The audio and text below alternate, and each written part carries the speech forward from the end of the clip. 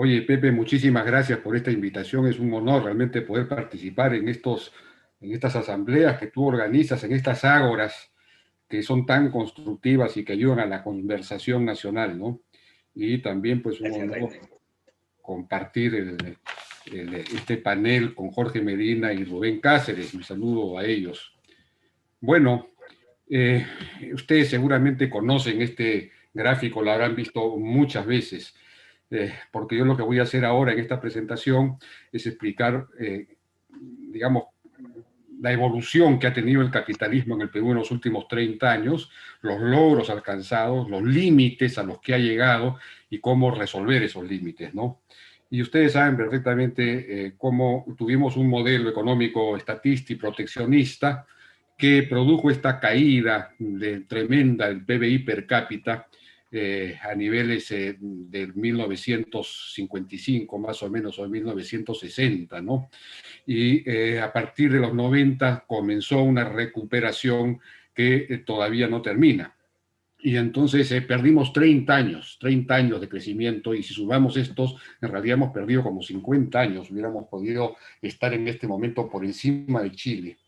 Y bueno, pero logramos superar esa caída y recuperar el crecimiento sostenido gracias a un nuevo modelo económico que partió de abrir la economía, liberalizar la economía y privatizarla, ¿no es cierto? Y también a partir de un cambio constitucional que permitió, por ejemplo, que el capital regresara al campo, ¿no? En la Constitución del 79 el capital no podía ir al campo, solo se permitía la tenencia directa de la tierra, no se podía alquilar, no podía haber sociedades anónimas. Eso cambió a partir de la Constitución del 93 y entonces se produjo este milagro, digamos, agroexportador de las famosas agroexportaciones no tradicionales, ¿no? De casi cero hemos pasado a 7.488 millones de dólares el año pasado. Y bueno, lamentablemente se produjo ese cambio legal que podría afectar sin duda este crecimiento tan extraordinario que además permitió grandes avances sociales porque permitió formalizar mucha mano de obra. Pero no solamente en la costa, el campesino andino recuperó el mercado interno que había perdido. Las políticas de los 70s y los 80s se basaban en un dólar barato para importar alimentos que eran doblemente subsidiados, subsidiados en sus países de origen, subsidiados en el Perú. Y entonces esto destruyó la producción campesina andina, particularmente la papa, que no podía competir con un fideo pues relativo demasiado barato. Pero esto se arregló con la normalización de la economía, con incluso la imposición de un pequeñísimo arancel a la importación de trigo, pero se acabó con el dólar MUC y los dólares estos dólares baratos, y el campesino, la producción de papas empezó a recuperar y ahora pues bate récords en realidad. El ingreso rural viene creciendo desde los 90 y subió más que el resto. Esto está claramente descrito en un extraordinario libro de Richard Webb que se llama Conexión y Despegue Rural, que demuestra cómo el ingreso rural por habitante se mantuvo estable durante 100 años. Durante 100 años, y recién a partir de 1994 comienza a crecer y crece a una tasa de 7.2% anual el ingreso rural de las familias campesinas. Y crece en realidad, como vamos a ver más adelante, a una velocidad mayor que el resto del resto de la sociedad. Pero además nació una industria, una nueva industria, porque la industria que teníamos con el modelo proteccionista era una industria protegida, una industria ensambladora, una industria que importaba insumos y no exportaba, importaba insumos y le vendía al mercado interno, y entonces succionaba su propio mercado interno, mataba su propio mercado interno, y establecía un desequilibrio con la agricultura y con el mundo rural, ¿no? Era una industria centrada en Lima que además no ayudaba a desarrollar empresarios competitivos, empresarios propositivos, como los que pide, por ejemplo, Jorge Medina, porque eran empresarios mercantilistas, que en realidad rentistas, que conseguían lo que, digamos, sus ganancias a partir de una protección y no de su desempeño en un mercado competitivo, ¿no? Y lo que vemos acá es cómo se reestructuró por completo la industria contra aquellos que decían que la apertura económica, que la liberalización de la economía iba a destruir la industria, iba a desindustrializar el país. Ocurrió lo contrario. Efectivamente, quebraron estas industrias ensambladoras, pero se desarrollaron crecientemente otras industrias, sobre todo aquellas más vinculadas a nuestros recursos naturales. Y la industria esta nueva mantuvo su proporción, su peso dentro del Producto Bruto Interno a lo largo de los años, hasta más o menos 2011-2012, es decir, hasta esa fecha, esa industria que tenía que competir con la industria del exterior y que se puso a exportar, además, porque se convirtió en una industria exportadora, logró mantener su peso en la economía nacional, 15-16% del Producto Bruto Interno. Sin embargo, a partir del año 2011-2012, empieza a caer esa participación hasta el 12.5-13% más o menos del PBI en la actualidad. Lo que podría estar hablando, y aquí estamos hablando del primer límite que está alcanzando nuestro crecimiento económico capitalista, digamos, de una pérdida de competitividad de la industria nacional por razones que vamos a analizar más adelante. Y algo interesantísimo de constatar es que la apertura de la economía, el nuevo modelo de crecimiento capitalista del Perú de los últimos 30 años, no reprimarizó la economía, como decíamos, puesto que las exportaciones que más crecieron en términos de volumen, en términos de toneladas, fueron las no tradicionales. Fíjense, en estos 3 periodos, las no tradicionales crecieron 13% anual versus 4.1 las tradicionales, es decir, básicamente las mineras, ¿no? 10.4 versus 5.4 y últimamente tiende a reducirse la mayor velocidad, 6.8 versus 3.2, ¿no es cierto? Las no tradicionales en volumen, no en precio, porque como los precios de los minerales han subido mucho, entonces en precio no se nota esa mayor participación, ese mayor dinamismo de las exportaciones no tradicionales contra el mito de la reprimarización de la economía. Pero lo que sí estamos viendo, hay que señalarlo, es que en los últimos años algunos rubros de exportaciones no tradicionales vienen decayendo, así como las agropecuarias siguen creciendo a velocidades muy altas, las pesqueras también están creciendo, las pesqueras distintas a la harina de pescado, me refiero a las pesqueras no tradicionales. En cambio, todas las demás, textiles, maderas y papeles, químicas, minerales no metálicos, siderometalúrgica y joyería y metalmecánica, en los últimos años, en los últimos, digamos, 4, 5, 6 años, están creciendo menos, ya no están produciendo, digamos, el valor de las exportaciones es menor al que tenían antes, ¿no es cierto? Y eso también está hablando de un problema que está surgiendo, que está emergiendo en nuestra economía, en nuestro capitalismo, que es el de la pérdida de competitividad, de productividad. Pero tal como se desarrolló, aún con estos límites, lo que podemos afirmar, lo que constatamos es que el modelo de crecimiento capitalista que hemos tenido ha sido muy redistributivo.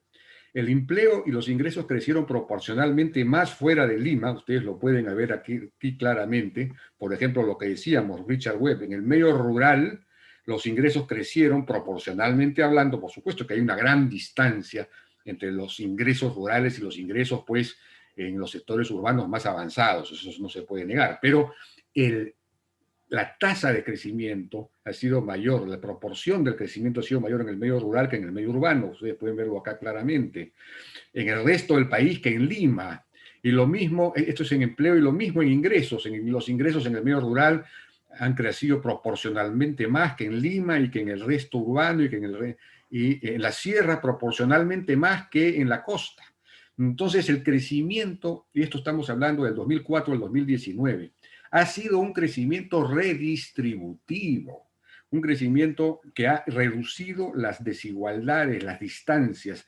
Tenemos que ser conscientes de esto para poder efectivamente defender lo que hemos avanzado. La pobreza, como sabemos, se redujo significativamente de un 60% prácticamente, pero aquí estamos hablando del 2004 a un 20%, pero por supuesto ha vuelto a aumentar a un 27, 28, 30% por a raíz de la pandemia, lamentablemente. La pobreza extrema se redujo a 2.8, 2.9, e incluso la desigualdad medida por el índice de Gini también se ha venido reduciendo. Y además surgió una nueva clase media emergente que no teníamos, así era nuestra pirámide poblacional hace 20 o 30 años, y así es como es en el 2000, como ahora ya en el 2013, hemos pasado de una pirámide a un rombo. Tenemos una clase media emergente muy dinámica, lamentablemente no completamente formal, como vamos a ver. Hubo vinculado a esto, una revolución del microcrédito digamos, antes de los 90 e incluso buena parte de los, digamos, en la mitad de los 90, prácticamente no existía el microcrédito, el crédito a las MIPES. Eso se empieza a desarrollar en los 90 y crece muy aceleradamente a partir de ahí. En 2001 se prestaba 1.800 millones de soles, en 2020 34.000 millones de soles. El número de deudores MIPE pasó de 1.700.000 en 2011 a 2.500.000 en 2020. Y, en fin, entonces ha habido una expansión importante pese a la informalidad, como vamos a ver. Y otro rasgo interesante del crecimiento capitalista que hemos tenido es que los impuestos directos han representado una mayor participación, han tenido una mayor participación, lo que significa que la estructura tributaria se ha vuelto más progresiva, contrariamente al discurso y al mito existente. Digamos, aquí lo podemos ver claramente. En los años, digamos, del modelo anterior, estatista, proteccionista, supuestamente diseñado para, digamos, redistribuir, hacía todo lo contrario. El porcentaje que representaba el impuesto a la renta, el impuesto directo de los ingresos totales, de los impuestos totales, estaba alrededor del 20, 17, 17%, 20%, incluso en los años de gran crecimiento, en los años súper populistas de Alan García, en que se creció más de 9%, ahí se batió un pequeño récord, se llegó a 23%, resultó ser el impuesto a la renta respecto de los impuestos totales, ¿no? Y esto se ha mantenido más o menos así, pero recién, ya a partir del 2000, muy importante. De 2003 empieza a crecer 28% y a partir del 2006, 39%, alrededor del 40%, 43%, y así se ha mantenido hasta la actualidad. Es decir, que este modelo que tenemos capitalista, tan denostado hoy día, incluso por Jorge Medina, pues está produciendo más redistribución de la riqueza porque está alcanzando una estructura tributaria más progresiva, más redistributiva. Y además, pese a la informalidad, como vamos a ver también tan alta, se generó un fondo privado de pensiones, digamos, bastante consistente y bastante importante, que se convirtió en el ahorro nacional. El Perú produjo un monto importante de ahorro nacional prácticamente por primera vez en su historia. Nunca el Perú había sido capaz de generar un ahorro nacional que se pudiera usar en la inversión. Siempre terminábamos endeudándonos y quebrando el país. Esta vez, por primera vez en la historia, tenemos un fondo que ha crecido de esta manera, como podemos ver acá en este gráfico, pero que ya ha sido afectado por todas estas medidas que se están dando para perforar pues, los fondos de pensiones por este Congreso y por el anterior. El anterior comenzó con el famoso retiro de la ley del 95.5%, que implicó un retiro de 31.000 millones de soles. Todos los retiros y las leyes que se han aprobado han sumado hasta ahora 68.000 millones de soles de retiro del fondo. El fondo en la actualidad está en, no sé, 160, en diciembre de 2020 estaba en 164.000 millones de soles, ¿no? Y con esta ley que ahora se ha aprobado, y respecto de la cual se está insistiendo, significaría un retiro de 45.000 millones de soles, 28% del fondo. Es decir, se está destruyendo el ahorro nacional que se ha ido acumulando y se está malogrando las pensiones futuras de las gentes que están acumulando sus fondos de pensiones, ¿no? Y en este cuadro podemos ver cómo esos fondos sí se usan, pues, para proyectos nacionales. Claro, esto en celeste acá abajo son los bonos que compra el gobierno nacional de los fondos de los bonos que emite los fondos, ¿no? Y entonces gasto público en inversión pública se está financiando con estos fondos de pensiones. Ayudan a financiar la inversión pública, el desarrollo nacional, proyectos privados también en la bolsa y todo lo demás, ¿no es cierto? Pero el modelo no resolvió el problema de la informalidad. Esto es algo absolutamente evidente. La pregunta es, ¿culpa del modelo? ¿Culpa del capitalismo que hemos tenido? ¿El capitalismo que hemos tenido informaliza? En realidad, aquí podemos ver cómo nuestro desarrollo capitalista mejoró la tasa, significativamente la tasa de empleo adecuado, ¿no?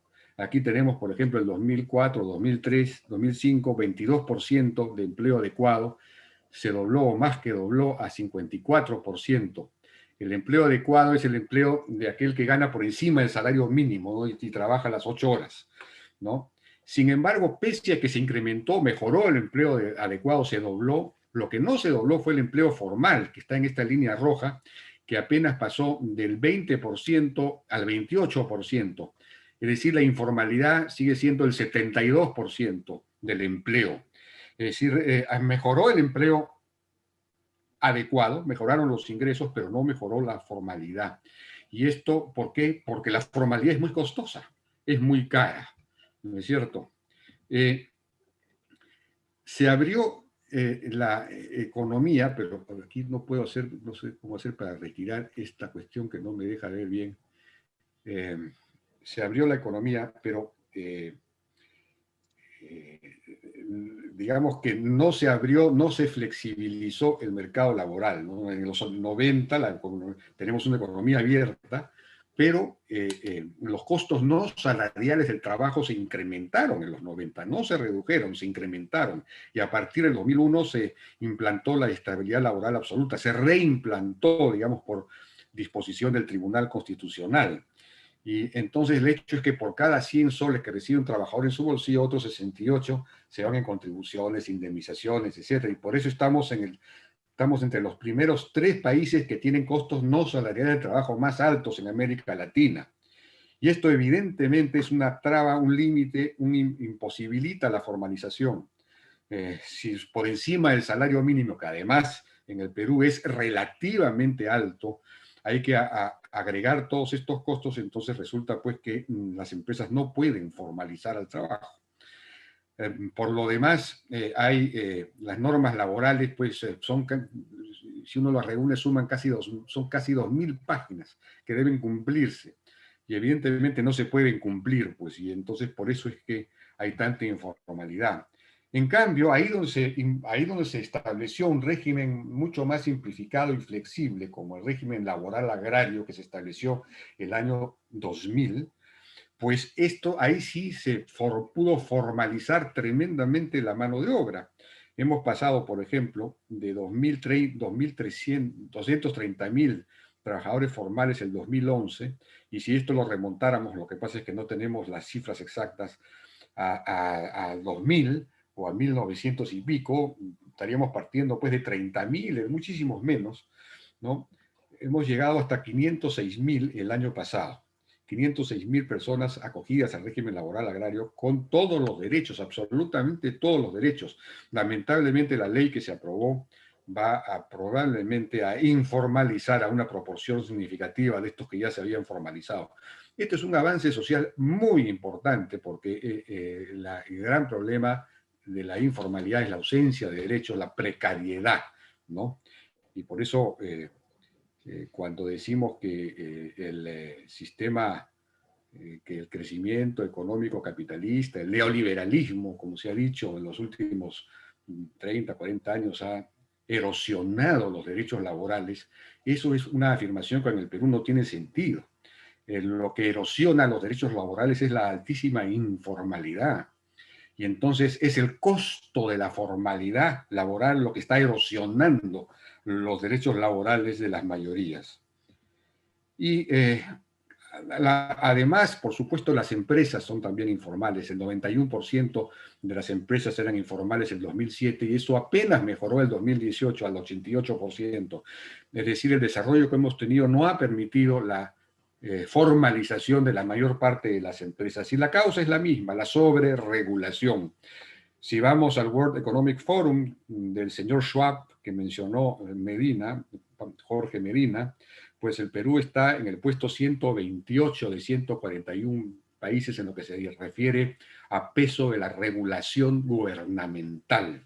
Entonces, esta regulación gubernamental pesa sobre los hombros de las empresas y por eso las empresas o no pueden nacer, o no pueden crecer, o no pueden avanzar rápidamente, o tienen que actuar en la informalidad. Esa es la realidad. Y en parte por eso, porque esas normas, digamos, la sobreregulación se acelera, se agrava a partir más o menos del 2011, es que a partir del 2011, junto también, es necesario decirlo, a la menor velocidad de subida, a la relativa caída del precio de los minerales, el hecho es que el crecimiento se ralentiza a partir del 2011, ¿no es cierto? Ya no crecemos a las tasas tan altas, pero en parte se debe a ese incremento de las regulaciones en general en todos los sectores de la economía. Eh, y, eh, y esta informalidad también determina que la intermediación financiera, la penetración financiera, pese al desarrollo del microcrédito, solo llegue al 40% de la población económicamente activa, ¿no? Pese a que ha venido mejorando, esto solamente llega a esa velocidad. Pese a que, y bueno, las tasas de interés han venido bajando, como ustedes pueden ver acá, esto son las tasas de interés promedio, pero para los pequeños y para los microempresarios y para los créditos de consumo, esas tasas evidentemente siguen siendo altas, o son altas, han venido bajando, pero son altas. Y son altas porque el mercado es pequeño, porque hay mucha informalidad y entonces los costos administrativos son altos y el riesgo es mayor. Pero esto no se comprende y entonces se ha aprobado esta ley de topes que ha obligado al Banco Central de la Reserva a poner un tope de 80 y tantos por ciento, lo que va a producir, como ha dicho el propio Banco Central, la exclusión del 25% de los pequeños prestatarios, que tendrán que ir al mercado informal, a los agiotistas, a los usureros, a pagar ahí sí tasas que podrían llegar pues al 10.000% al año, Dios sabe, y que se cobran además con métodos violentos, ¿no?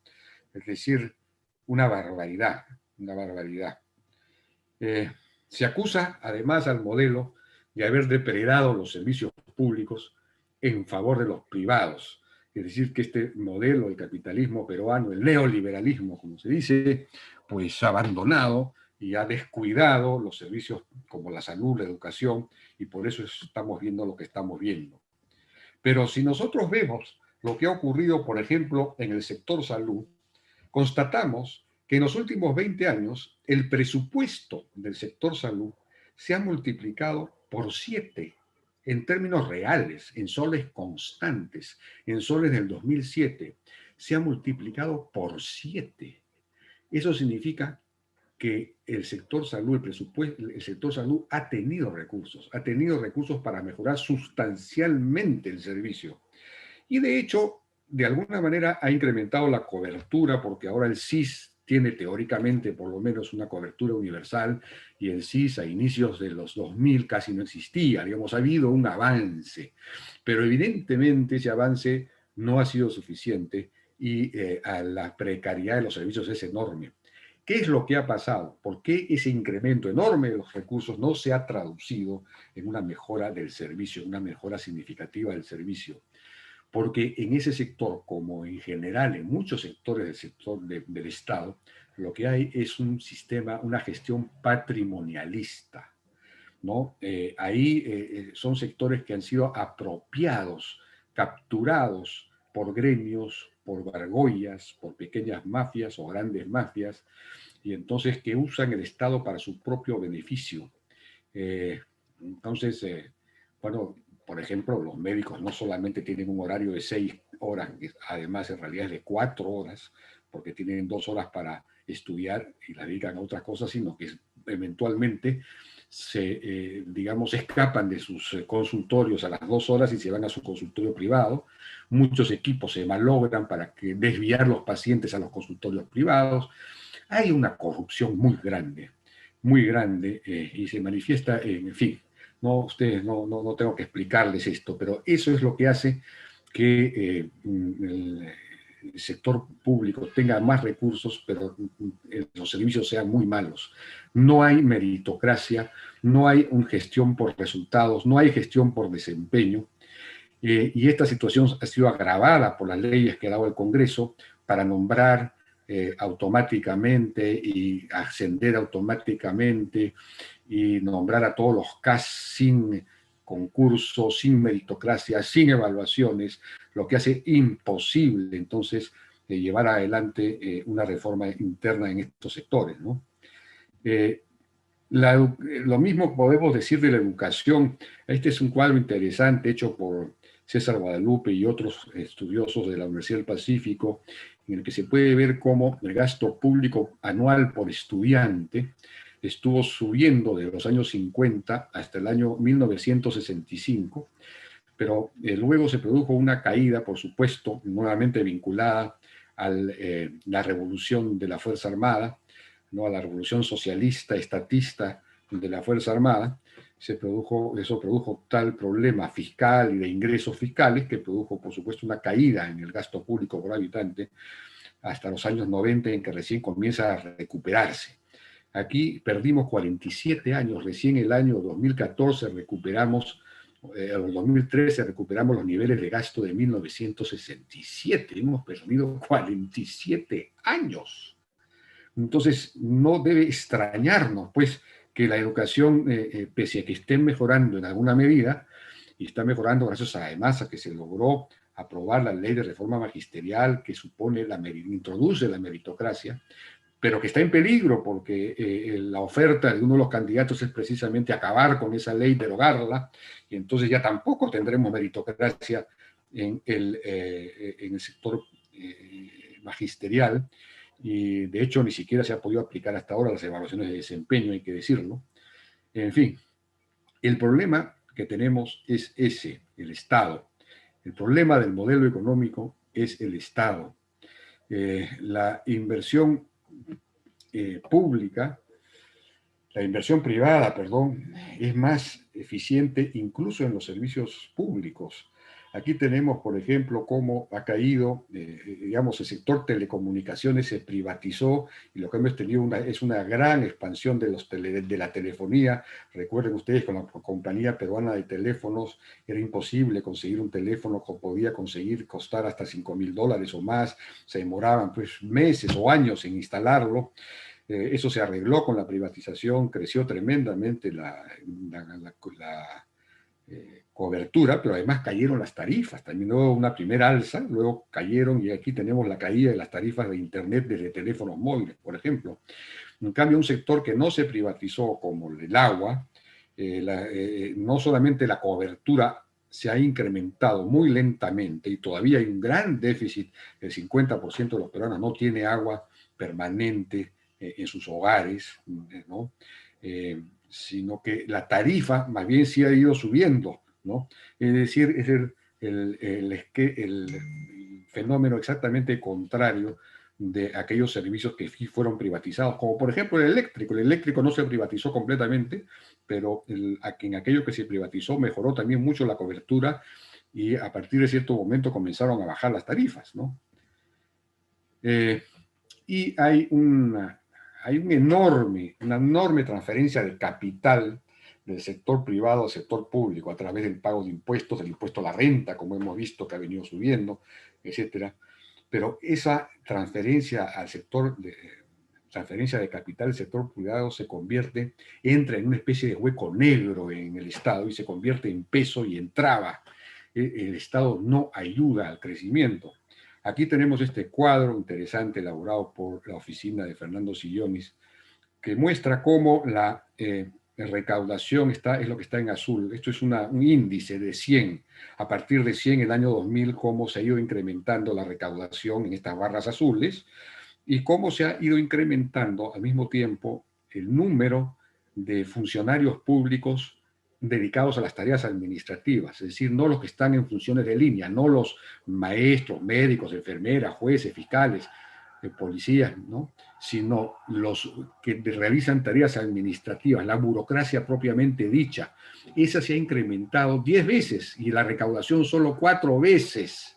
Es decir, el peso muerto sobre el Estado, que ya es un peso muerto sobre la economía, se va agravando. Crece la burocracia improductiva en desmedro de los funcionarios y de línea y de la inversión pública, que además la inversión pública tampoco funciona por una serie de problemas que no tenemos tiempo de analizar. Es decir, el Estado no es capaz de desarrollar la infraestructura que se requiere para que la economía mejore su productividad, su competitividad, para que el capitalismo peruano pueda crecer, seguir creciendo a tasas altas. El Estado se convierte en un botín político y de hecho, por ejemplo, esta ley CAS que nombra a todos los CAS y los vuelve inamovibles, anula pues la meritocracia y la posibilidad de reformar el Estado, ¿no? Entonces, en resumen, lo que tenemos es que el capitalismo en el Perú en los últimos 30 años permitió crecer sostenidamente, aunque ese crecimiento se haya ralentizado en los últimos 10 años, digamos, o 8 años.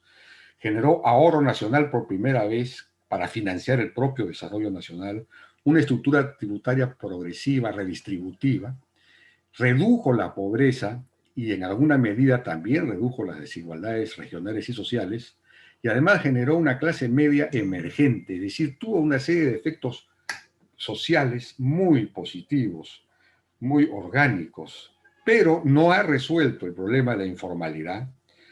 El crecimiento se ha ralentizado, como hemos dicho, y sectores industriales y exportadores no tradicionales, empiezan a perder competitividad. Y estos tres problemas obedecen tienen en común una causa común, perdón, al altísimo peso regulatorio del Estado. Hay una sobreregulación, hay un conjunto de trabas que impiden, que pesan sobre la economía, sobre las iniciativas individuales, sobre las micro y pequeñas empresas, sobre todas las empresas, y eso se convierte en un límite al crecimiento. Y esto se debe a su vez a un Estado patrimonialista que genera normas, porque, digamos, apenas el Estado es capturado por estos grupos, para beneficiarse generan cada vez más normas, más trabas, precisamente para eventualmente crear peajes y poder cobrar para superar esos peajes, ¿no es cierto? Es decir, ya entienden ustedes de qué estoy hablando, eso es un círculo vicioso. Y lamentablemente juega en esto la política, porque la política tiende a ser clientelista y entonces favorece ese tipo de comportamiento. Y el papel del empresariado, que en el Perú, digamos, el empresariado de alguna manera se redimió de esa conducta mercantilista o rentista de las épocas anteriores, de las épocas del proteccionismo, porque ha tenido que competir y entonces se ha vuelto un empresariado mucho más sano, pero tiene que dar el salto a una mayor participación pública, una identificación con los problemas nacionales, una, digamos, generación de propuestas y propuestas de política para salir adelante, propuestas de reforma, y podría hacerlo a partir de sus propias actividades. Por ejemplo, hay sectores empresariales que tienen inversiones en el sector salud, podrían desde ahí proponer una reforma de la salud desde la mirada empresarial y así en un montón de sectores, una propuesta de desarrollo rural desde la minería, en fin. Y no es algo que esté ocurriendo o no ocurre por lo menos en la medida suficiente, aunque en esta pandemia el sector empresarial sí ha demostrado compromiso porque ha donado y ha participado mucho, pero falta una participación orgánica en la política, como bien decía también Jorge Medina, incluso. El problema es que las leyes que se han dado recientemente han alejado al empresariado de la política porque han prohibido la financiación por parte de empresas privadas de nada que tenga que ver con la política, y eso es un grave error porque entonces le da el pretexto ideal al empresario para no comprometerse, ¿no? En el Perú no hay think tanks, prácticamente los hay muy pequeños que podrían ser financiados por el empresariado para proponer políticas, propuestas de política y de alguna manera orientar la agenda nacional, pero no se hace suficientemente en todo caso. Entonces, lo que se requiere es repotenciar ya para culminar el modelo económico, y esto supone una serie de medidas como podar la maraña normativa. Hay que implantar todo un sistema de análisis de impacto regulatorio, no solamente para todo el stock de normas que existen, para derogar todas las que no sirven y las que son contraproducentes, sino para cualquier nueva norma que salga tiene que pasar por este análisis, por esta criba. La digitalización del Estado, el combo formalizador que propuso en su momento Marco Consult y Elmer Cuba, que significa que, en fin, no vamos a entrar en esto, pero básicamente es una reforma tributaria y laboral que haga que suprima los regímenes tributarios que hay y establecer una sola, digamos, un solo régimen gradual y progresivo, ¿no? Que evite los saltos mortales que hacen que los empresarios no quieran pasar al siguiente nivel porque pierden plata. Lo mismo con los regímenes laborales, en fin, eliminar la reposición, es decir, la famosa disposición del tribunal, la sentencia del Tribunal Constitucional de 2001 que estableció la estabilidad laboral absoluta, luego mesas ejecutivas y todo un programa del Estado para fortalecer la productividad de la micro y pequeña empresa, tecnología, introducir tecnología, por ejemplo, en las familias campesinas andinas a través de las tecnologías de sierra productiva, que podrían salir de la mayor parte de ellas de la pobreza muy rápidamente en un año si se introdujeran un micro reservorio familiar, riego por aspersión, tecnologías que están recontraprobadas. Es algo fundamental porque hay que aumentar la meritocracia en el Estado, por supuesto. Eso debería ser un gran objetivo nacional, pero estamos yendo en la dirección contraria, a implantar un servicio civil meritocrático para que el Estado sea eficiente, sirva al ciudadano, sea un factor positivo, que lo que el sector privado transfiera al Estado se pueda usar efectivamente para contribuir al desarrollo nacional, a los servicios públicos, a la salud, a la educación, mejorar los niveles digamos, de capacitación de la población para entrar a mejores, digamos, para poder producir niveles superiores tecnológicamente hablando, salud, educación, ciencia y tecnología, infraestructura.